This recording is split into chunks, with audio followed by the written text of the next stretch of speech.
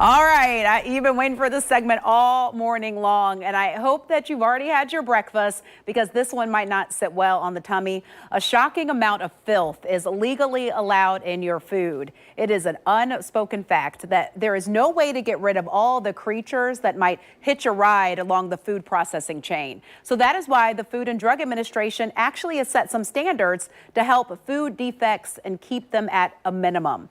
All right, let's start with breakfast. The coffee beans that you grind, the cup you're sipping on now, can have an average of 10 milligrams, very tiny, or more of animal waste per pound. Now, on top of that, as much as 4% of coffee beans are allowed to be insect infested or even moldy. Now, your orange juice can contain as much as 10% mold and 1 or more maggots per cup. So 1 minimum and more.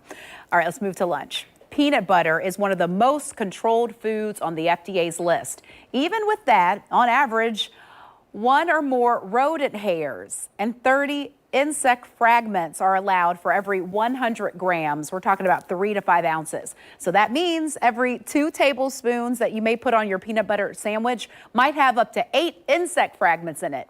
Now, if you like PB&J, know that jelly is less regulated.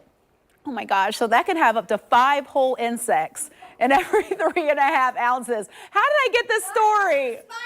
Because I am trying to brace people for this. This is okay. All right, so also you'll want to inspect your strawberries. Strawberries. So anyone who has had a moldy batch knows this is an issue. That's because berries can have an average of a mold count of 45% or more. So half your strawberry could be moldy. Finally, dinner. This is awful. Every 16-ounce box of spaghetti can have 450 insect parts and 9, count it, 9 rodent hairs. All right, and the tomato sauce, 16-ounce jar, it can have 2 whole maggots inside.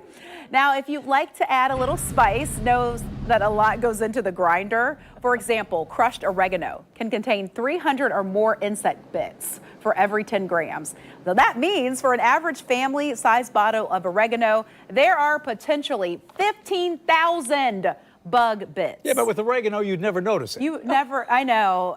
I don't even know how to process this. So if all of this makes you feel like you are never going to eat again, like it's making all of us feel, it's understandable, but the FDA wants people to know that this is something that they are policing. The agency has determined that these levels are safe for humans to eat, also encouraging food makers to stay far below those levels. So even though what I share, those are the maximum and maybe there's fewer bug parts in there.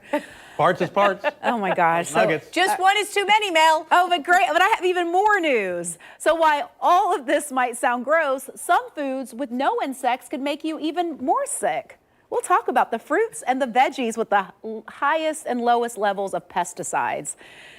Stay with us. That's coming up at 8 o'clock. See, here's the thing. While I was on assignment in Vietnam, they don't hide it.